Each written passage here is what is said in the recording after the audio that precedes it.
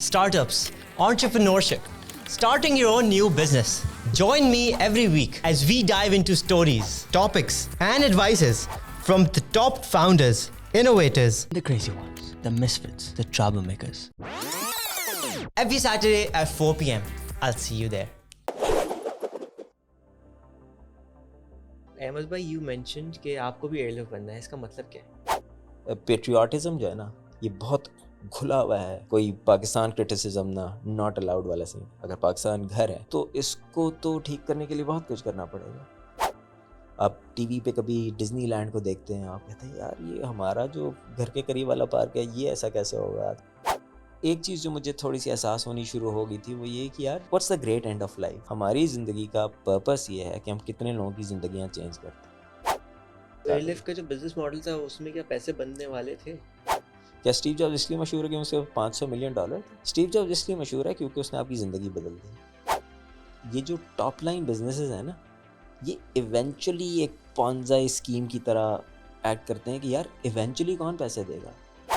ऐसा नहीं है कि इसमें पैसे हैं नहीं। It is a huge default profitable business. Profitability आ सकती है, लेकिन जब आप एक बिज़नेस को इतना सुपरलेटिव करते हैं तो फिर प्रॉफिटेबिलिटी आने में भी वक्त लगता है। अस्सलाम वालेकुम, मेरा नाम साद अल्लाह वाला है। हमने स्टार्टअप के पॉडकास्ट में and then we have a very special guest who was actually at my first event जॉयको में जो हुआ था। हाँ यार सर। उसमें आपसे पहली बार मुलाकात भी हुई और बातचीत भी हुई and now you have been kind enough to give us time for the podcast, so thank you so much for that. शुक्रिया साद, बहुत बहुत शुक्रिया आपका बुलाने का। तो अहमद भाई, यू मेंशन्ड कि आपको भी एयरलिफ्ट बनना है, इसका मतलब क्या है? मैं मुख्तलिफ जब स्टूडेंट से मिलता हूँ, सब कुछ कभी बातचीत करता हूँ, तो थोड़ा सा कॉन्टेक्स्ट है। मैं भी पहले भी जिक्र कर रहा था कि मेरा ताल्लुक़ कोयटा से, और हम कोयटा में रहते थे। वाले साहब मेरे डॉक्टर थे। मेरे दादा जो हैं वो भी डॉक्टर थे, ब्रिटिश आर्मी में भी रहे हैं वो, और वो उस ज़माने की मुस्लिम लीग का हिस्सा थे। तो वी ही न्यू कायदे आज़म, और हमारे घर में एक, मुझे याद है, ख्वाजा नाज़मुद्दीन की एक तस्वीर भी लगी होती थी। So there is a patriotism जो है ना, ये बहुत खुला हुआ है। मेरे वालिद साहब या उनके सामने ना कोई मजाक में भी पाकिस्तान को कुछ नहीं कह सकता ना, लाइक कोई पाकिस्तान क्रिटिसिज्म ना, नॉट अलाउड वाला सीन। और सो मेरे ख्याल में समवेयर फ्रॉम देयर ये तो एक चीज़ है कि जिसको कहते हैं ना ब्लीडिंग ग्रीन, तो वो है। और मेरे ख्याल में शायद उस वजह से हमारी जो अलाइनमेंट ऑफ हीरोज़ है वो भी एक सर्टन डायरेक्शन में है। मेरी बड़ी बहनें वगैरह मुसद्दत से हाल ही पढ़ती थीं, और मुझे याद है अल्लामा इकबाल की शिकवा और जवाब शिकवा ऑलमोस्ट ज़बानी याद थी हम लोगों को। तो जब आप इस तरह के किसी माहौल में थोड़ा सा ब्रॉट अप होते हैं ना, तो आप ये तो देखते हैं कि यार ऑल ऑफ इट जो हमारे इर्द गिर्द हो रहा है, ये इसमें इसमें इसमें बहुत कुछ बेहतरी की गुंजाइश है। अगर ये सब घर है, अगर पाकिस्तान घर है, तो इसको तो ठीक करने के लिए बहुत कुछ करना पड़ेगा। और तो वो हमेशा से मेरे जहन में था कि यार मतलब ये तो मैं इट्स अनफेयर कि अभी मैं कहूँ कि मैं बचपन से एयरलिफ्ट बनाना चाहता था, लेकिन ये ज़रूर दिल चाहता था। मतलब मुझे हमेशा से ये होता था कि यार क्योंकि मैं पाकिस्तान से बाहर कभी रहा नहीं हूँ, ठीक है, गया हूँ, मैंने ट्रैवल किया है, लोग देखे हैं, लेकिन यू ऑलवेज वांट टू सी कि यार ये हमारा शहर ऐसा कैसे होगा, और ये फ़लानी एक चीज़ जो है ये यहाँ कैसे बनेगी। आप टीवी पे कभी डिज्नीलैंड को देखते हैं, आप कहते हैं यार ये हमारा जो घर के करीब वाला पार्क है, ये ऐसा कैसे होगा। तो एक एक है ना, कुछ ड्रीम्स होते हैं। और जब जो हमारा वाला बचपन था उसमें तो बस हर एक को पायलट बनना होता था या आर्मी में जाना होता था, और अगर मेरी फैमिली को लें तो हर एक को डॉक्टर बनना होता था। तो दादा was doctor, Abu was doctor, बहन डॉक्टर, फूफी डॉक्टर, एवरीबडी। तो मेरे बड़े भाई मुझसे कहते थे कि मुझसे तो कभी किसी ने पूछा भी नहीं और मुझे डॉक्टर बनवा दिया। तो आई don't no, I accidentally came into this computer science की फील्ड। और मैंने बहुत ज़्यादा टाइम लगाया। मैंने 98 में मैंने फ़ास्ट से ग्रेजुएट किया, फ़ास्ट लाहौर से। और क्योंकि कोयटा में कोई एजुकेशन पोस्ट एफएससी कुछ भी नहीं था उस वक्त, तो बिल्कुल भी कुछ नहीं था। फिर भी कुछ यूनिवर्सिटीज़ हैं जो कुछ पढ़ा लेती हैं। तो हमें निकलना पड़ता है। कोयटा में अनफॉर्चुनेटली एक पूरा सूबा है जिसकी यूथ को कहीं जाना पड़ता है पढ़ने के लिए। अच्छा। तो मैं लाहौर चला गया, फास्ट में एडमिशन हो गया। फास्ट में भी एडमिशन इस तरह से हुआ कि मैं तो बीकॉम कर रहा था, मेरे कज़न है वो सिस्को से आए, अमेरिका में होते थे। मैंने कहा यार ये बीकॉम क्यों कर रहे हो, ये कॉमर्स वॉमर्स कुछ नहीं होती, और टेक इज़ एवरीथिंग, और ये और वेब होता है एंड एवरीथिंग, और उसमें आओ, फास्ट में एक इंस्टीट्यूट है और उसमें दाखिला लो। तो मैं चला गया, literally had never even seen a computer. देखा होगा कहीं कॉलेज वॉलेज में एक लैब टाइप की कोई चीज़ तो होती थी, बट वो वाली लैब्स होती ना हमारे मुल्क में, तो यार इसको छूना नहीं, ये बहुत अच्छी लैब है ये तो यू नो, तो never to be touched computers. तो और 92-93 में क्या लैब्स होती होंगी। तो मैं फास्ट चला गया और मैथ्स वगैरह सही थी, तो वहाँ पे पढ़ना शुरू कर दिया। और मैंने तकरीबन फास्ट से ग्रेजुएट हुआ 98 में, तो मैंने 16 साल एक्चुअली जॉब किए, 16 साल। और ये मैं सबसे कहता हूँ, जिससे भी मैं कहता हूँ कि यार 16 साल is a lot of time to not think of your dream. बहुत ज़्यादा वक्त है यार। 4-5 साल लगाएं जॉब में, वो इसलिए क्योंकि वो ट्रेनिंग है। इट्स लाइक वो जैसे मेडिकल में रेजिडेंसी होती है ना, ये वो है। आपने अच्छा। पढ़ाई कर ली, हाँ। 3-4 साल जाके उसको सीखें, सिर्फ इसलिए क्योंकि आज उसके बाद आगे आपको अपना कुछ परसू करना है। तो अगर थोड़ी बात करूँ, अपनी जॉब कहाँ करी? पहली जॉब सिस्टम्स लिमिटेड में थी। अच्छा। सिस्टम्स ज़माने में उस वक्त भी सिस्टम्स एक नाम था, और we were very proud to be part of it. और आसिफ पीर भी एक्चुअली हमारी बैच के थे, तो लेकिन वो आसिफ फास्ट कराची के थे, हम लोग फास्ट लाहौर के थे, और मेरे ख्याल में राउंड अबाउट एक आध दिन के फ़र्क से ही उन्होंने ज्वाइन किया होगा। सिस्टम में एक आध साल जॉब की, फिर एबीएन एमरो ने, एबीएन एमरो बैंक है, डच बैंक है, उन्होंने एक सॉफ्टवेयर कंपनी खोली लाहौर में। It was a plan to be a 500 seats software development centre. It would have been their biggest outside of Netherlands. Unfortunately 9/11 हो गया, 2000, उसके बाद फिर जो पोस्ट 2011 जो रैप अप शुरू हुआ, हमारे अपने भी बहुत सारे ऑब्वियसली उसमें कसूर हैं। फिर हमारे नेबर्स वगैरह, उन्होंने पूरी कोशिश की और पाकिस्तान से बहुत सारा बिजनेस तक आउट हुआ। उन्हीं दिनों में आईबीएम भी एक बहुत बड़ा डेवलपमेंट सेंटर यहाँ खोलने वाला था। आईबीएम ने जगह भी ले ली थी कराची में, अगर रान साहब को याद हो तो होता। तो ये बहुत सारी चीज़ें सक आउट हुई हैं, लोग यहाँ से जा रहे थे, .com का एक बूम आया, दबादब H1 लग रहे थे और लोग यहाँ से जाने शुरू हो गए थे। तो मेरे जैसे कुछ लोग बहुत जल्दी मैनेजमेंट पोजीशंस पे आ गए, जिनको आना नहीं चाहिए था। मतलब we were fairly good developers, ठीक है। अब ऊपर जगह खाली है, आपको ऐसा बंदा चाहिए, तो थोड़ा बहुत कस्टमर से बात करते हैं, कहते हैं बस तुम प्रोजेक्ट मैनेजर हो। तो मेरे ख्याल में थोड़ी सी करियर ट्रेजेक्ट्री फास्ट हो गई। एबीएन एमरो में 3-4 साल लगाए। फिर एबीएन एमरो जब रैप हो गया, तो एक सॉफ्टवेयर कंपनी थी LMKR इस्लामाबाद में। सो हम LMKR चले गए क्योंकि वो उस वक्त हायर कर रहे थे। और फिर समवेयर अराउंड 97-8 मेरी वालदा को कैंसर डायग्नोज हुआ, तो वो उनको कोयटा से कराची लाए थे, have to move to Karachi. और फिर हम कराची में और कराची में भी बैक टू सिस्टम्स लिमिटेड, तो सिस्टम ने दोबारा से एज अ प्रोजेक्ट मैनेजर मुझे हायर कर लिया। और जितने भी लोग जो टेक्नोलॉजी से रिलेटेड हैं, जो मेरी बात सुन रहे हैं, प्रोजेक्ट मैनेजमेंट कोई फील्ड नहीं होती, ठीक है। आपका कोर जो है वो टेक्नोलॉजी है, स्टे टेक्निकल, ठीक है। आप प्रोजेक्ट मैनेजमेंट कर लेंगे अगर आपके अंदर कम्युनिकेशन स्किल्स और थोड़ी सी भी logical sense of handling a team है, तो आप वो कर लेंगे, वो आप साथ साथ नहीं चलेंगे। Don't leave your technical side. ये एक बड़ी इंटाइसिंग चीज़ होती है कि आपके नाम के साथ मैनेजर लग जाएगा, वो आप खुद लगा लेंगे। So don't fall for that. I did and it was a big mistake. खैर उस ज़माने में काफ़ी वाह थी, तो सिस्टम्स लिमिटेड आ गए, 1-2 साल यहाँ पे काम किया, 2-3 बड़े बैंक्स के प्रोजेक्ट्स किए, अच्छा काम था। फिर एक स्टार्टअप था पिक्सेंस के नाम से, सिलिकॉन वैली फंडेड स्टार्टअप था, अदनान अबगोट वाला, और ज़बरदस्त टीम थी, really awesome. That was a bit ahead of its time, क्योंकि उस वक्त तक आईफोन वगैरह और ऐप स्टोर का कॉन्सेप्ट नहीं था। इट वाज बेसिकली इंस्टाग्राम, आप तस्वीर खींचें वो अपलोड हो जाएगी एक जगह पे।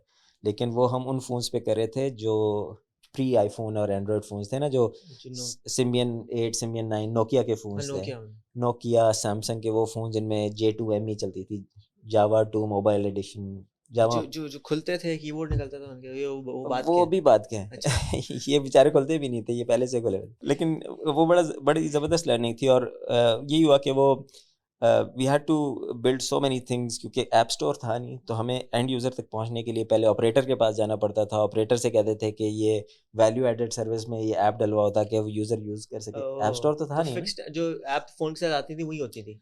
उनमें ऐप इंस्टॉल हो सकती थी, लेकिन उनका कोई ऐप स्टोर का कॉन्सेप्ट नहीं था। मार्केट प्लेस नोकिया ने एक ओवी करके एक मार्केट प्लेस बनाया था, लेकिन इट वाज वेरी बैड। उस वक्त नोकिया इतनी स्ट्रांग कोई चीज़ था जैसे आजकल एप्पल है, नोबडी कुड थिंक कि नोकिया कहीं चला जाएगा। और नोकिया जितनी तेज़ी से गायब हुआ है ना, ये भी एक केस स्टडी है और इस पर बहुत कुछ कहा गया है। And then Steve Jobs came in. There has to be a divine help with you all the time.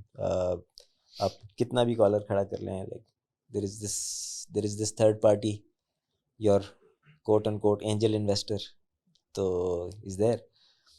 तो वो पिक्सेंस जब बंद हुई तो पिक्सेंस की टीम, हम लोग भी ले ऑफ हो गए, मैं भी ले ऑफ हो गया था उसमें। और उसके बाद वो टीम जो थी वो फोलियो 3 में मर्ज हो गई थी। और surprisingly I was hired by folio 3 through a different path. और बड़ा एक इंटरेस्टिंग मोड़ था कि ज़माने में वालदा की कीमोथेरेपी हो रही थी, तो घर में एक अजीब डूम सा था कि जॉब इधर चली गई है, कोई बहुत ही फिल्मी सा सीन। तो वाला को बताते नहीं थे हम, सुबह मैं तैयार व्यार होके निकल जाता था। दूसरे तीसरे दिन अम्मा ने पूछा कि भाई क्या सीन है, लाइक समथिंग इज़ रॉन्ग। तो मैंने कहा आपको क्या पता है, कह रही तो अपना बस्ता तो लेके नहीं जाते, because I was applying for jobs.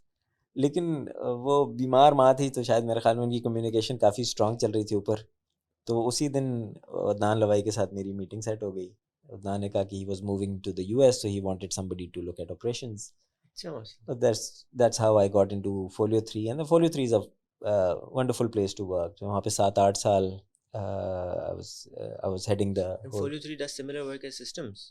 They do ये end to end software development वाले ना, कई कंपनीज हैं, उनके भी प्रोज एंड कॉन्स हैं, उस पर भी हम बात करेंगे कि ये एक सर्टन टाइम पे बनी हुई कंपनीज हैं जो सॉर्ट ऑफ सत्यम और इन्फोसिस इंस्पायर्ड हैं, लेकिन ये उस तरह से ग्रो नहीं की हैं।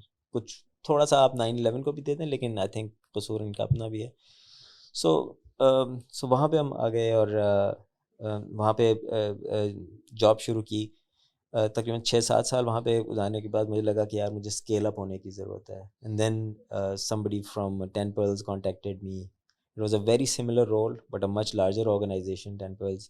और फिर मैं वहाँ पे मूव हो गया और 2 साल वहाँ काम के मुझे लगा कि यार I am doing the same thing over and over again, और it's not worth my career. और एक चीज़ जो मुझे थोड़ी सी एहसास होनी शुरू हो गई थी वो ये कि यार what's the great end of life? How can we think about buying a house and 2 cars as end of your career? मतलब is this what we are made up of? ये जो इतना बड़ा इंजीनियरिंग मार्वल हम हैं जो अल्लाह ताला ने बनाए हुए हैं, ये इसलिए नहीं बनाए होंगे कि ये जाके डिफेंस में घर खरीद लेगा, करियर गुड हो गया। नो, हमारी ज़िंदगी का पर्पस ये है कि हम कितने लोगों की ज़िंदगियाँ चेंज करते हैं। स्टीव जॉब, मैं अपने इंटरव्यूज में 50 हज़ारों लोगों से ये सवाल पूछता हूँ, स्टीव जॉब्स क्यों मशहूर है? क्या स्टीव जॉब्स इसलिए मशहूर है कि उसके $500 मिलियन थे? स्टीव जॉब्स इसलिए मशहूर है क्योंकि उसने आपकी ज़िंदगी बदल दी। स्टीव जॉब्स इसलिए मशहूर है उसने आपको वो प्रोडक्ट्स दी जिससे आपकी लाइफ में एक सिग्निफिकेंट चेंज आया। वो स्मार्टफोन वो ना बनाता, गूगल एंड्रॉयड ना उठाता, आपको करीम और पता नहीं कौन सी बेतहाशा प्रोडक्ट्स मिलती ही ना कभी। ट्रेजेक्ट्री चेंजर था। उसने पिक्सर बनाई, आपको एक नई स्ट्रीम ऑफ एंटरटेनमेंट दे दी। उसने आईपॉड बनाया, उसने ये जो सीडी और इस पे सुनने वाले म्यूज़िक को एक रॉयल्टी का एक नया वो दे दिया। So that's why you like Steve jobs. आपको अब्दुल सत्तार ईदी क्यों पसंद है? अब्दुल सत्तार ईदी ने कितने पैसे बनाए, but the best thing is Abdul Sattar ईदी ने भी लाइव्स चेंज की। And I think the big part of our lives is the number of lives we've changed. आप कहीं गुजरें, आप कभी आपको कोई याद करे तो बोलें कि हाँ यार इस बंदे की फलाने चीज़ से I took this positive impact.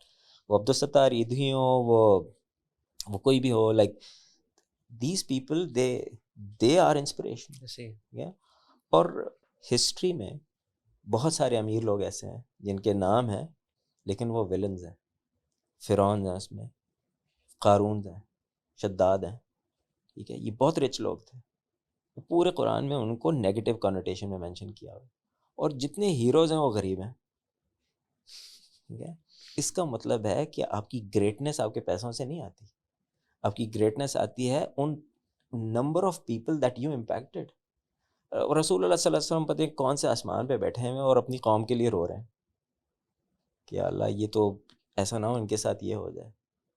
सो हज़रत मूसा, उनको क्या लाइफस्टाइल था यार, शहजादे थे ना, फिर रहे हैं सहराओं में बनी इसराइल को लेके, क्या फॉर व्हाट. सो वो जो लीडरशिप है एक्चुअली वो ये है कि यार मुझे उनको इंस्पायर करना है. और सो आई थिंक मतलब इसका ये मतलब नहीं है आप गारों में बैठ जाएं या कोहतूर ढूंढनी शुरू कर दें, but try to figure out ways to help others.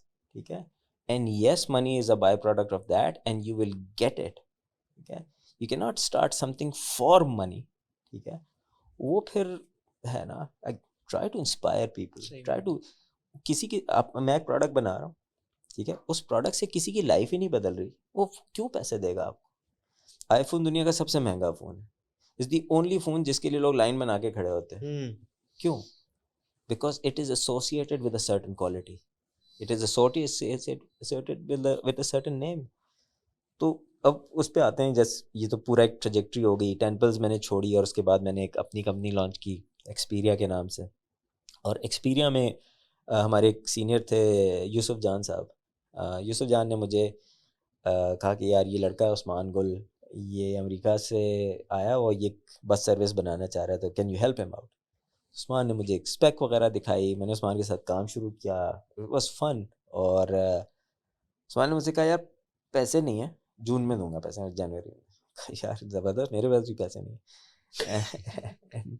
and but working with Usman Gul was a premium learning. Usman was like 12-13 साल मुझसे छोटा है एज में, लेकिन he's one hell of a guy to work with. मतलब you must work with him to know what he is made of. और तो मुझे लगा कि यार हमें ये साथ बिल्ड करनी है. हम दोनों ने वो किया और and that became Airlift. So I was the technical co-founder. He's on that side. और फिर Airlift bus service full fledge. तो एयरलिफ्ट का जो बिजनेस मॉडल था उसमें क्या पैसे बनने वाले थे? एयरलिफ्ट के 2 डिफरेंट बिजनेस मॉडल्स थे. बस और जो बस वाला बिजनेस मॉडल था उसमें सो देखो बहुत सारे एरियाज हैं. आपको ये देखना पड़ता है कि जिस टाइम फ्रेम में पैसे रेज हो रहे थे ना, वो टाइम फ्रेम क्या था. राइड हेलिंग ने बड़े पैसे बनाए दुनिया में. Grabs of the world, Ubers of the world, Careems of the world, they've raised like billions of dollars. Nobody asked them कि profitable कब हो गए, और exits भी हो गए, IPOs भी हो गए, पैसे बन भी गए. Wrong call. ठीक है, वो नहीं था उस फिल्म में था कि ये तो wrong number है. Wrong call. ये जो top line businesses हैं ना, ये eventually एक Ponzi scheme की तरह act करते हैं कि यार eventually कौन पैसे देगा. वो eventually अभी तक नहीं आया उबर का. तो ऐसा नहीं है कि इसमें पैसे हैं नहीं, पैसे हैं इसमें, प्रॉफिटेबिलिटी आ सकती है. लेकिन जब आप एक बिज़नेस को इतना सुपरलेटिव करते हैं तो फिर प्रॉफिटेबिलिटी आने में भी वक्त लगता है सब कुछ. जो राइड हेलिंग वाली जो बस हेलिंग सर्विसेज थी, जो स्मार्ट वाली, उसमें कुछ ऐसे एडवांटेजेस थे जो आपके पास उबर वगैरह में नहीं थे. आपकी जितनी बसें हैं वो चलते फिरते बिलबोर्ड्स हैं. हाँ, ठीक है, और उसमें आप सो एक वो मोनेटाइजेशन है. फिर आप उसमें कॉर्पोरेट पिक एंड ड्रॉप्स कर सकते हैं, जो कि एक बिल्ट इन प्रॉफिटेबल बिजनेस है. फिर अगर आप उसको स्कूल्स के लिए मोनेटाइज करें, ठीक है, तो वो एक बहुत ज़बरदस्त चीज़ है. पूरे अमेरिका में आपको येलो कलर की बसेस नज़र आती हैं. ठीक है, can I do it with Beaconhouse school systems, can I do it with City School Systems. It is a huge default profitable business. And van वाले कितने पैसे बिल्कुल कमाते हैं? बिल्कुल. सो देखें, तो ये सब कुछ होने वाला था. आपको एक इकोसिस्टम इतना बड़ा बनाना. फिर एक और चीज़ थी, और इसमें मोनेटाइजेशन की बहुत तरीके थे. There were people who were contacting us कि हम हर सीट के पीछे जहाज़ की तरह की एक स्क्रीन लगाएंगे. एड्स, 20 स्क्रीन एक कोस्टर में, उसमें एड्स। आपको यूनिलीवर आपको फ्री सैम्पलिंग देने के लिए तैयार है जी, आपकी कौन कौन सी गाड़ियाँ जो हैं कौन कौन से गर्ल्स कॉलेजेस के करीब से गुजरती हैं, उसमें हम शैम्पूज़ की सैम्पलिंग देंगे। आपके पास ऐसा डेटा जनरेट हो रहा था। देखें, every business is a data business, so ये जहन में सब रख लें कि यार ये राइड हेलिंग कह लें या फूड डिलीवरी कह लें, eventually it's a data product. If you're logging the right information, you will eventually sell a lot of data. मैं उनको ये बता सकता हूँ कि किस जगह से कौन से लोग बैठते हैं और वो कहाँ पे उतरते हैं, उनका हो सकता है मैं उनका सैलरी स्केल भी आपको बता सकूँ। मैं आपको ये बता सकता हूँ कि कितनी ख़वातीन हैं जो यहाँ से चढ़ती हैं और इस वाले गर्ल्स कॉलेज पे उतरती हैं, तो यहाँ पे आप इस वाली प्रोडक्ट का बोर्ड लगाएं। कंबाइन दिस विद ग्रोसरी, ठीक है। मैं आपको ये भी बता सकता हूँ कि आपका कौन सा शैम्पू कौन ख़रीद रहा है, वो वहाँ रहता है और वहाँ उतरता है। So there is a lot of data play combining the two. लेकिन हाँ, वो भी प्रॉफिटेबल था, हमारे होते हुए नहीं था profitable, definitely we were burning, लेकिन बहुत चांसेस थे। यानी देखो, अगर हम वो जो हाइपर ग्रोथ के माइंडसेट को साइड में रख दें ना, तो we could make this profitable very very early. हम जिस स्क्रिप्ट पे प्ले कर रहे थे ना, वो उबराइज्ड स्क्रिप्ट था, ठीक है। उस वक्त तो वो हर एक कोई कर रहा था। हाँ, हर एक कोई कर रहा था।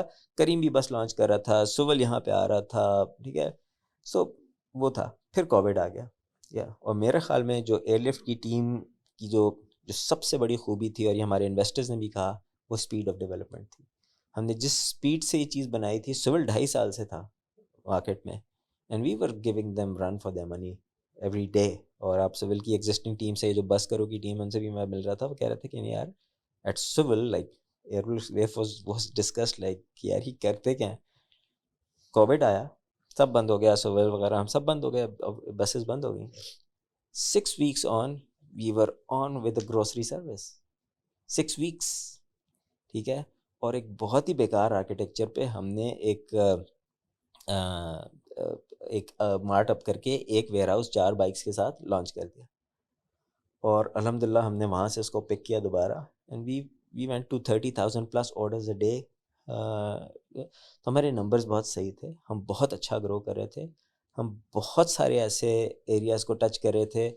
हम वर्टिकल इंटीग्रेशन में जा रहे थे, जिसमें हमने अपना एक प्रोडक्ट बनाया था, असासी, शायद आप लोगों ने देखा हो। सो जो प्रोड्यूस थी, ये चावल, दालें, मसाले, अंडे, ये हम अपने पैक करने शुरू हो गए थे, जिसमें प्रॉफिटेबिलिटी का बहुत फ़र्क पड़ता है आपको जब आप बल्क परचेज़ करते हैं। फिर हम मेडिकल में लेके आ रहे थे, और अभी हम जब फार्मास्यूटिकल में आ रहे थे, फार्मास्यूटिकल में इस वक्त जो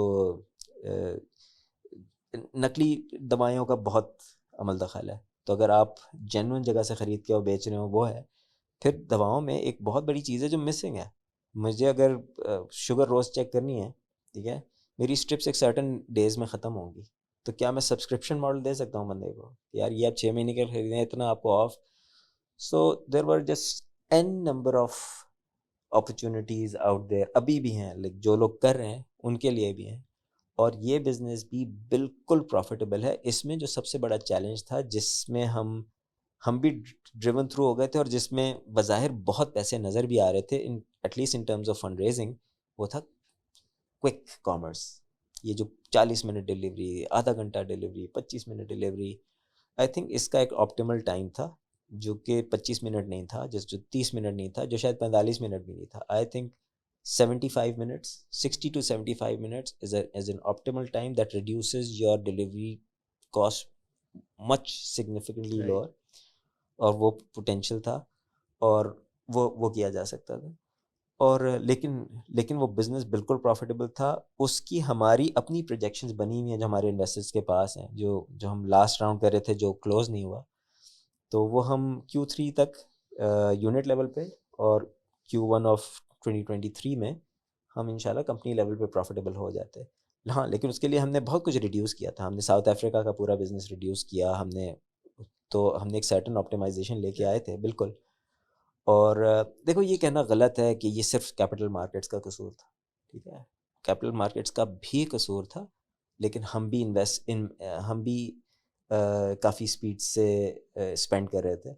हमारा जो एक्सपेंडिचर था, वो ग्रोथ को से रिलेटेड था, हमें जो फंडिंग नज़र आ रही थी, जो लोग हमें वो फंडिंग दिखा रहे थे, और जिस लेवल का नंबर हम लोगों को शो कर रहे थे टॉप लाइन पे, मैं अभी भी सोचता हूँ कि given the same scenario with 85 million closed already, with another 200 million shown, and the the kind of people who were showing me that money, and the kind of growth I was showing them, and the meeting the prime minister and all the फूफा around, तो मैं शायद अभी भी वही कहता कि यार नहीं यार, चलते हैं साउथ अफ्रीका, ये सही है, यू नो।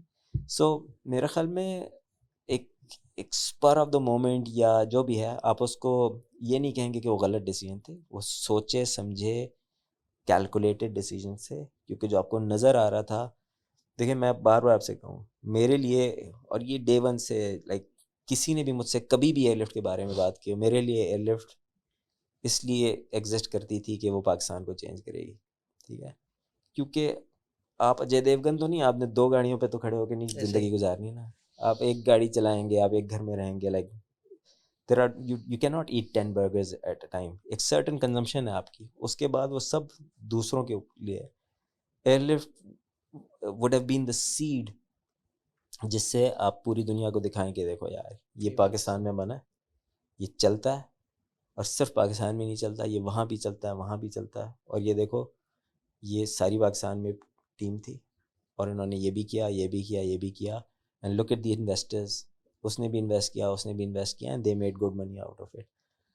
इस टेम्पलेट को हम लेके जाते दोबारा किसी के पास, और फिर दोबारा, और फिर बहुत सारे लोग।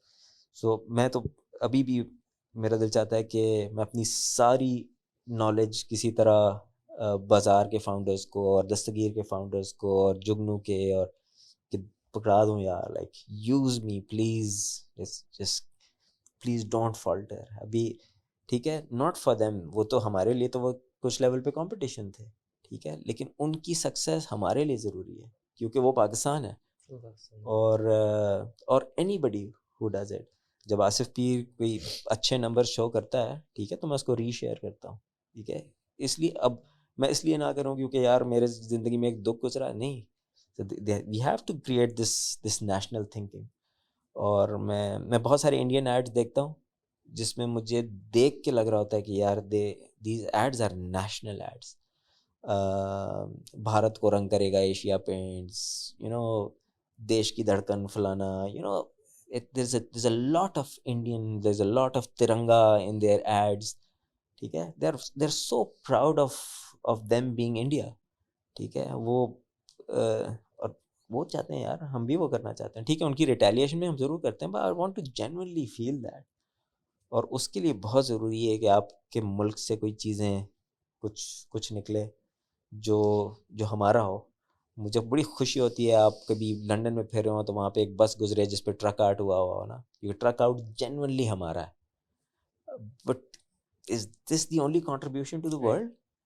तो there has to be more. तो बहुत है। इस पूरी चीज़ में जो एयरलिफ्ट बनना चाहने की जो रीज़न है वो यही है कि यार अगर एयरलिफ्ट वहाँ पहुँच गई होती जहाँ उसे पहुँचना था, तो मैं एयरलिफ्ट बन गया होता, ठीक है। So airlift is just a placeholder. It's a dream of एक कामयाब पाकिस्तानी यार, एक सक्सेसफुल पाकिस्तानी जिसका कोई बड़ा फाइनेंशियल बैकग्राउंड नहीं था, ठीक है, एक जेन्युइन ड्रीमर जो पाकिस्तान के लिए कुछ करना चाहता है, ठीक है। मतलब इट कैन टर्न पॉलिटिकल, लेकिन there are people who have moved back to Pakistan, ठीक है, टू बिल्ड समथिंग सिमिलर। और बहुत सारे ऐसे लोग हैं जो कुछ सॉफ्टवेयर कंपनीज में, कुछ मैन्युफैक्चरिंग में इस तरह का कुछ इम्पैक्ट करना चाह रहे हैं, कर रहे हैं, and I really admire them for what they do. लेकिन ये है, तो yes, I still want to be Airlift so desperately कि मतलब I want to be proud in front of myself कि यार ये कर लिया है, ये हो गया। और 10,000 जॉब्स क्रिएट हों, 50,000 जॉब्स क्रिएट हों, लाइंस लगी हुई हों। मेरे पास अभी तक भी फ़ोन आते हैं, आपने गौर किया होगा मुझसे लिंक्डइन पे एक्स एयरलिफ्ट नहीं लिखा जाता, it is so close to my अब हार्ट। जाके आपने हटाया कि प्रेजेंट में से? मैंने उसको थोड़ा सा खिसका दिया, लेकिन उस पर लिखा अभी भी को फाउंडर है। नहीं, को फाउंडर लिखा हुआ है, मैं वो हाँ प्रेजेंट, क्योंकि आपने बहुत टाइम हाँ, तक बिल्कुल प्रेजेंट जॉब लिखा हुआ बिल्कुल था, बिल्कुल आपने हटाया ही नहीं बिल्कुल। था उसको। हाँ, वो असल में एक दो लोगों के साथ कंसल्टेंसी कर रहा था, तो लोग पूछते भी थे, और यू शुड मूव ऑन, लेकिन it's difficult, it is like your baby.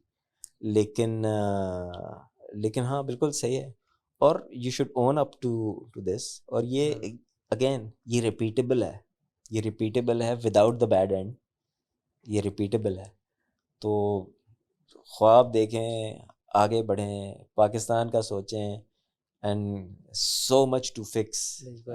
कि मतलब इंशाल्लाह future is bright, no matter what IMF is saying today, और वो जो कल स्टॉक मार्केट में हो गया, वो एक आम पाकिस्तानी के लिए फ़िलहाल वो फ्लफ है, आप नहीं वो कंट्रोल कर सकते। आप कंसंट्रेट करें कि यार हमें आगे क्या करना है।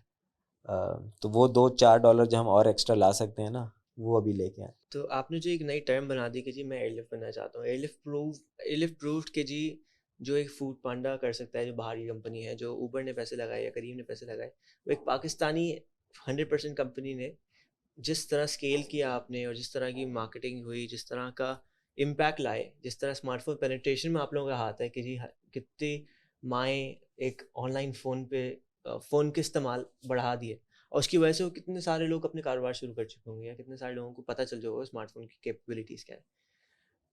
और लोग इस चीज़ को किस तरह फॉलो कर सकते हैं कि जी विजन थी, एंड नॉट थिंकिंग कि जी we can, I mean airlift would have been a $1 billion company, और लोग विजन कैसे लाएंगे कि जी हम भी बन सकते हैं, और शुरू कहाँ करें?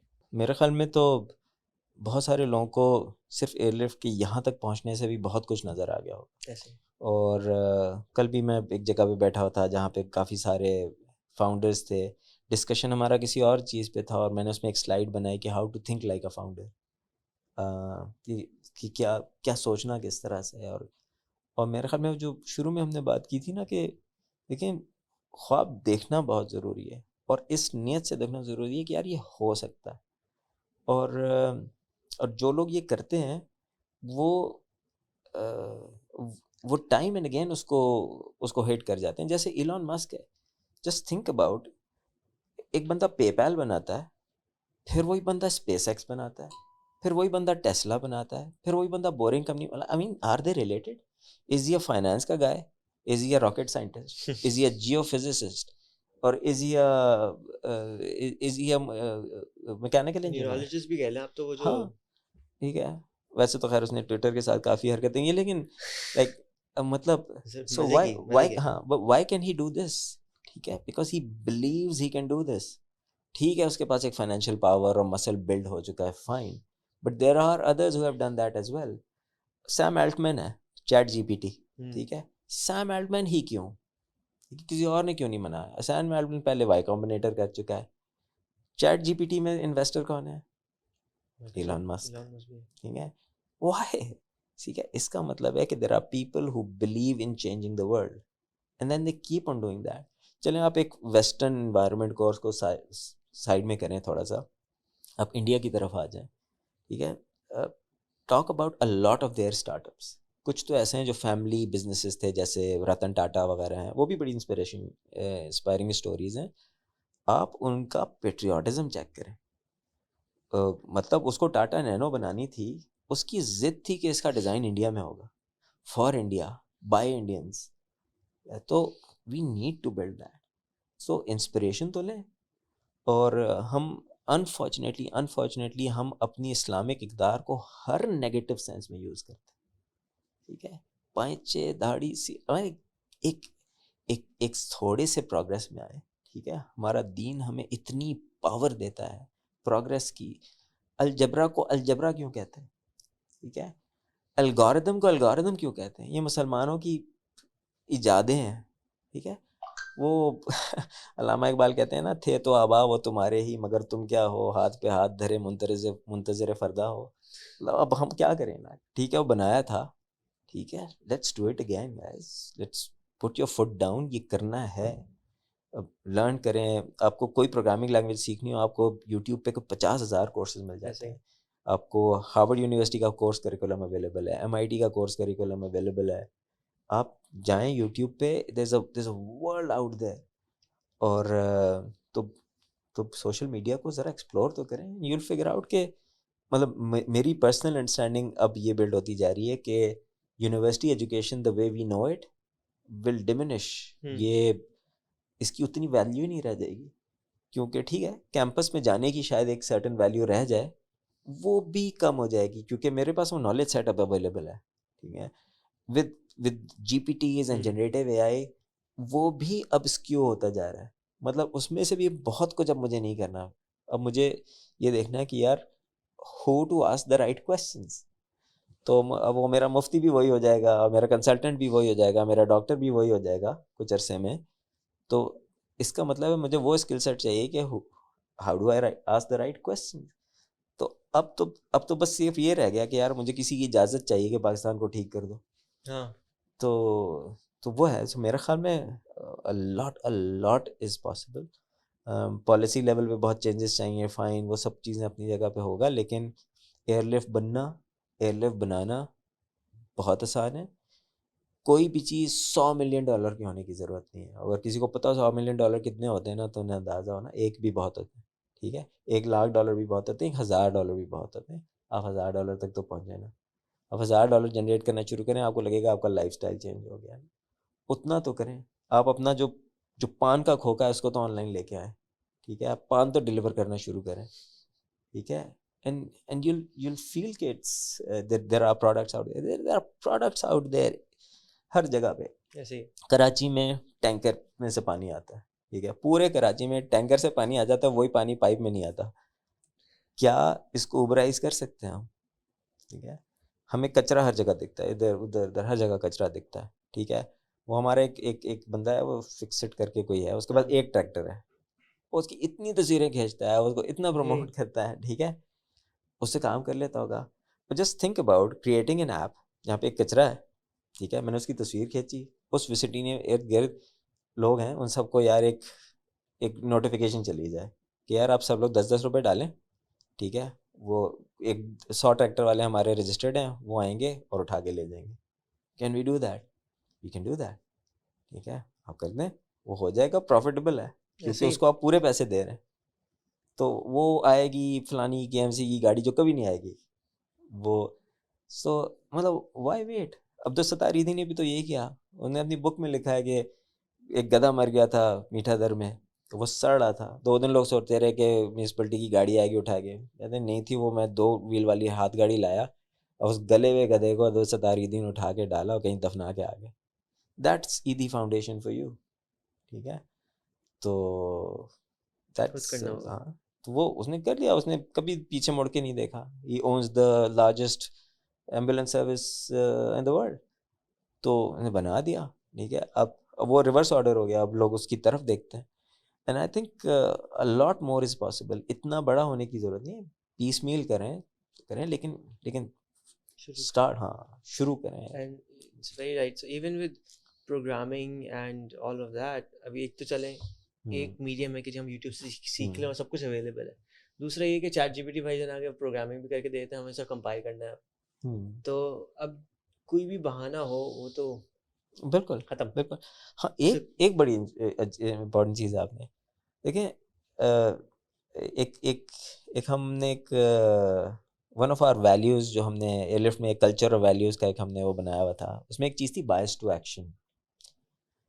यार एक सर्टन टाइम के बाद प्लानिंग नहीं करनी। आपने अगर दोस्तों के साथ मिलकर बजाय यार एक बिज़नेस शुरू करते हैं, फिर 6 महीने बाद तो बैठे चलो एक बिज़नेस शुरू करते हैं, फिर आपने बैठे नहीं यार, फिर आप बिज़नेस शुरू कर दें। ठीक है, give your self time lines. ठीक है, जिस चीज़ की डेडलाइन नहीं है वो कभी नहीं पूरा होता। ठीक है, like you have to start doing. ठीक है, प्लानिंग उसके साथ भी बेहतर हो सकती है, लेकिन you have to start doing things. ये सिर्फ बातें वाला ना, ये दैट्स नॉट हैपनिंग। वो फिर व्हाट्सएप ग्रुप्स हैं, आप उसमें करते रहें पाकिस्तान ठीक, अगर हो जाए तो मुझे भी बता दें, लेकिन नहीं होगा। यू हैव टू हमें व्हाट्सएप ग्रुप कम, व्हाट्सएप ऐप ज़्यादा चाहिए अब। एयरलिफ्ट के केस में अब ज़ाहिर है, क्योंकि ये सब होने के बाद जब आप देखते हैं तो आप देखते हैं कि आप क्या कुछ फिक्स कर सकते थे कि अगर ये ना होता। वैसे तो मैंने कुछ एरिया ऑलरेडी कवर किया कि हम बहुत तेज़ी से ग्रो कर रहे थे, हम एक सर्टेन जगह पे बहुत ज़्यादा तेज़ी से ग्रो कर रहे थे। शायद कुछ ऐसे एक्सपेंसेस थे जो हमें फंड रेजिंग तक रोकने चाहिए थे, यानी कि जो हमारा एक सीरीज सी बिल्ड हो रहा था, जो कि बहुत ग्रैंड सीरीज सी बिल्ड हो रहा था, वो हो जाता, वो लॉक हो जाता, उसके बाद हम एक दो स्ट्रेटेजिक डिसीजंस करते, मे बी शायद साउथ अफ्रीका हम ना जाते, मे बी, ठीक है, और क्योंकि वो एक बड़ा फुटप्रिंट था, मे बी हम टियर 3 सिटीज़ में बहुत ज़्यादा एक्सपैंड ना करते, हम कराची, लाहौर, इस्लामाबाद को और कंसोलिडेट करते, तो शायद हम बहुत अच्छे लेवल पे अपने कैश फ्लो को बेहतर मैनेज कर लेते हैं। तो मेरे ख्याल में जैसे हिटलर ने मल्टीपल फ्रंट्स खोल लिए थे ना, हमने भी मल्टीपल फ्रंट्स खोल लिए थे। South Africa was a huge undertaking, एक नए जगह पे जाना, वहाँ पे warehouse, riders, company registration, strong business team, एक बिल्कुल नया एनवायरनमेंट, वो सब कुछ। और while you already had a very very high speed growth happening in Pakistan as well, अल्हम्दुलिल्लाह हमने टेक में तो उसको पूरी तरह संभाल लिया, हमने बिजनेस साइड पे भी उसको संभाल लिया, लेकिन ऑपरेशनल पार्ट बहुत ह्यूज था। 3 शहरों में एक साथ, साउथ अफ्रीका में Pretoria, Johannesburg and Cape Town, वो एक अंडरटेकिंग थी। और तो सो मेरे ख्याल में वहाँ पे एक बहुत मैसिव मोमेंटम बिल्ड हुआ था, क्योंकि ऐसा लग रहा था कि यार बस ये अभी आई फंडिंग, और तो मे बी शायद अगर हम, आप यकीन करें कि अगर मैं अभी भी सोचूं ना थोड़ा सा कंजर्वेटिव होके, it was a matter of a miss calculation of may be a month, कि यार हाँ ये रुक जाते हैं, ठहर जाते हैं, अभी ये नहीं करते, ठीक है।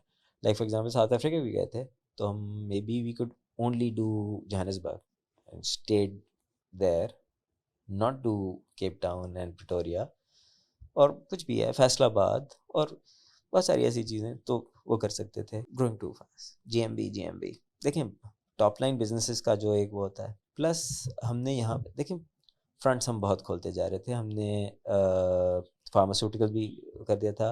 फार्मा एक पूरी डिफरेंट सप्लाई चेन होती है, कोल्ड चेन मेंटेन करनी है, एक्सपायरीज मेंटेन करनी है, वगैरह वगैरह, उनको आपको सेपरेट जगह पे रखना होती है, उसकी स्टोरेज डिफरेंट होती है, वो बड़े रैक्स में नहीं आते, छोटी उस पर आते हैं, उसका एक सेटअप बनाना पड़ता है। फिर साथ में हमारा जो फ्रेश प्रोड्यूस था, जो कि फ्रेश प्रोड्यूस में बहुत मार्जिन है एक्चुअली, तो फ्रेश प्रोड्यूस आप किसी से लेते हैं वर्सेस आप फार्मर से लेते हैं, तो हमने फ्रेश प्रोड्यूस के अपने सेंटर्स बना दिए थे सब्जी मंडी पे, तो वो एक चीज़ थी, ठीक है। मीट और वो एक सप्लाई लाइन है, फिर ये जो FMCG प्रोडक्ट्स हैं वो एक सप्लाई लाइन है, and then we already started electronics. Electronics market place model में तो से है, हमारे वाले मॉडल में जहाँ पे मैं परचेस करके अपने पास रख रहा हूँ, दैट्स अ ह्यूज अंडरटेकिंग। तो मुझे फॉर एग्जाम्पल 100 आईफोन खरीदने हैं या 100 वॉचेस खरीदनी है, तो मुझे उसका एक मॉडल बनाना पड़ेगा किसी के भी साथ, and so that and South Africa happening all at the same time, so they were, I think we were just going too fast. तो वो जो फार्मूला 1 में जो टायर बस्ट होता है ना, तो इट वाज अ टायर बस, कि आपके पास पिट स्टॉप तक पहुंचने का भी टाइम नहीं मिला, वरना हम निकाल जाते। यानी कि जब आपने थोड़ा सा भी बावल किया था ना, तो आप साइड में लगा लेते, तो वो हो जाता। Nobody saw Ukraine happen, Ukraine was a surprise for rest of the world, and actually nobody saw Q1 2022 happen. जितनी तेज़ी से नवंबर से लेके फर्स्ट क्वार्टर के एंड तक पूरी दुनिया का हाल ख़राब हुआ, अगर आप बाज़ार को देखें, बाज़ार टेक्नोलॉजीज को, उन्होंने जस्ट देन अपना फाइनल क्लोज कर दिया था राउंड, ठीक है, और मतलब कुछ दिनों के फ़र्क से शायद वो भी फंस जाते हैं। तो इट्स मतलब एक सर्टेन लेवल पे आप इसको लक कहेंगे, एक सर्टेन लेवल पे परफेक्ट स्टॉर्म कहेंगे, लेकिन हाँ हमारी स्पीड ज़्यादा थी, we could slow down I think. देखिए, लोगों को ये नज़र आ रहा था, जो Q1 में हुआ, लोगों को ये नज़र आ रहा था। अगर हम क्रिसमस से पहले क्लोज कर लेते ना चीज़ें, आपको पता है इन लोगों की एक छुट्टी वुट्टी आती है, सब कुछ है, और फिर बाय जनवरी लोगों को वो आसार नज़र आने शुरू हो गए थे। तो जब ऐसा सिचुएशन आती है, तो आप अपने इन्वेस्टमेंट्स को कंट्रोल करते हैं सबसे पहले उन मार्केट्स में जिनका आपको ज़्यादा पता नहीं है, ठीक है. You probably won't do it for Israeli startup और maybe an Indian startup, but you probably do it for a Pakistani startup. या ठहरो अभी इसमें और नहीं डालते, कुछ पता नहीं. तो may be that, but yes, कुछ ऐसे जवाब हैं जो आज तक मुझे भी नहीं मिले, वो मुझे मिलेंगे, और जब मौका और महल होगा तो मैं ज़रूर शेयर करूँगा. क्योंकि कुछ ऐसी चीज़ें थी जो जिन्होंने हमें जून तक एक बहुत ज़बरदस्त होप दिलाई हुई थी कि यार ये भी हो जाएगा, ये अब we are good to an extent कि मैं जून में छुट्टी पे गया हुआ था. एंड सो मैं वहाँ से वापस आया हूँ, और ये तो why would I take time off with kids कि जब मुझे पता हो कि यार ये होने वाला है. सो मेरे ख्याल में कुछ चीज़ें हमारे लिए भी सरप्राइज थी, लेकिन हाँ, मतलब जो जनवरी से ऑनवर्ड्स होना शुरू हो गया था उसमें हमें रिडक्शन तो नज़र आ रही थी. We probably would never have thought, क्योंकि आपके पास बहुत प्ले होता है ना कि सिर्फ सर्वाइव करने का. आप एक स्टोर के साथ एक, so that Airlift kept there, तो वो नहीं हुआ. What would be your advice to Bazaar? I think बाज़ार इज़, वो ऑलरेडी मेरे ख्याल में हमसे बहुत अच्छा इंटेलिजेंट प्ले कर रहे हैं, और मेरे ख्याल में उनके पास एक बड़ी अच्छी प्रोडक्ट लाइन बन गई है. उन्होंने अपना बर्न काफ़ी कंट्रोल में रखा हुआ है अल्हम्दुलिल्लाह. तो और क्योंकि they also saw us happen, और क्योंकि बहुत सारे ऐसे लोग हैं जो हमारे साथ और उनके साथ दोनों के साथ इन्वॉल्व थे, इंक्लूडिंग माई सेल्फ, तो कुछ थोड़ी बहुत शायद हमने भी इनपुट दी होगी, लेकिन they are very very intelligent people, और उन्होंने बहुत अच्छी तरह से इसको मैनेज किया हुआ है. और इंशाल्लाह जितना मैं उनके फाउंडर्स के साथ थोड़े बहुत डिस्कशंस में रहा हूँ, they are doing many things in a very very right way. एक बहुत इंपॉर्टेंट चीज़ थी जो एयरलिफ्ट ने अच्छी की थी, वो थी hiring, team formation, culture buildup. आपको लिंक्डइन पे कहीं नहीं नज़र आएगा कि एयरलिफ्ट का कोई एम्प्लॉय हमारे बारे में कुछ बोल रहा हो. Everybody was very happy with the culture that we have build, हालांकि हम बहुत हार्ड वर्क कर रहे थे.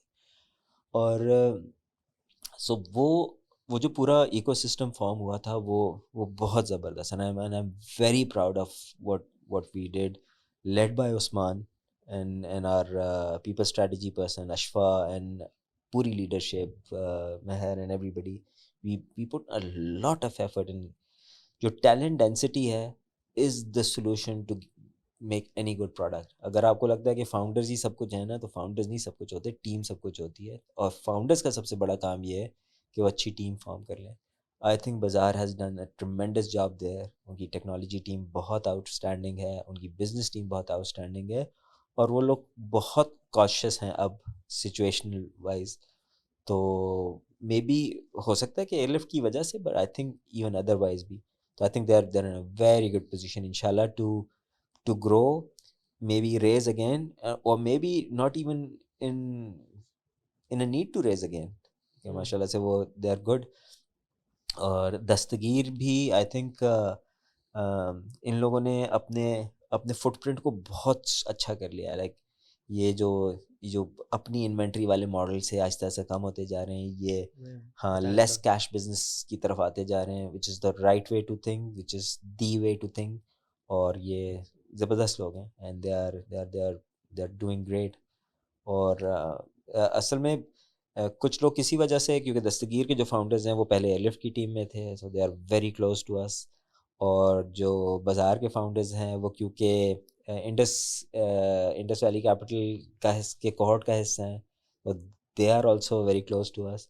और एयरलिफ्ट बंद होने के बाद इत्तेफाक से मेरा इन सब से काफ़ी इंटरेक्शन रहा है, इनकी टेक टीम से भी रहा है, and try to have sessions with them, help them. और बंदे भी हमारे कुछ अच्छे रिकमेंड हुए, इनके पास गए भी हैं. दराज बिल्कुल एक डिफरेंट ट्रेजेक्ट्री पे है. मैं इस पोजीशन में नहीं हूँ कि मैं उन्हें कुछ सजेस्ट कर सकूँ, लेकिन क्योंकि दराज की जो भी जिस भी जगह पे है, अली बाबा की एक्विजिशन के बाद वो एक डिफरेंट लेवल पे प्ले कर रहा है. मुझे उनके नंबर्स का पूरी तरह अंदाज़ा नहीं है, लेकिन एक चीज़ जो दराज कर रहा है, मैं एक नए स्टार्टअप के साथ आजकल एक एडवाइजरी रोल में हूँ, और इंशाल्लाह लाइव सेलिंग में अभी आपको वो एक ई-कॉमर्स सोल्यूशन है वो नज़र आएगा. It's a very cool live selling. Live selling, ये जो नहीं होता ये फेसबुक लाइव टाइप की चीज़. Live live LIVE. जिंदगी बेच रहे. तो सो लाइव सेलिंग का एक प्लेटफॉर्म है तो बना रहे हैं. It will be that slash TikTokish thing. तो इट्स अ गुड प्लेटफॉर्म इंशाल्लाह, तो आपको नज़र आएगा. तो और सो ये जो live video based selling products they are picking up. It's big on Daraz also, no? Exactly. तो दराज का जो पिछले दिनों आपने देखा इन्होंने लोगो भी चेंज कर दिया और लोगो में बीच में एक प्ले का बटन आ गया है और वो अब सारे मैचेस लाइव दिखाते हैं. सो इनकी एक अली बाबा की प्रोडक्ट है टावा, तो वो भी यही करती है कि वो ऑनलाइन लाइव सेलर रिलेशनशिप उन्होंने इस तरह से बिल्ड किया है. तो this is selling a lot. और ये जो टिकटॉक के असर में ये यूट्यूब शॉर्ट्स और फेसबुक रील्स वगैरह जो हैं, सो ये भी आई थिंक ये उसी चीज़ को प्रमोट करें क्योंकि these devices they are now becoming very high quality, good cameras, very nice sound. तो अपने आप को ब्रॉडकास्ट करना इतना आसान है कि if you are not doing it you are losing. तो I mean I am saying it here.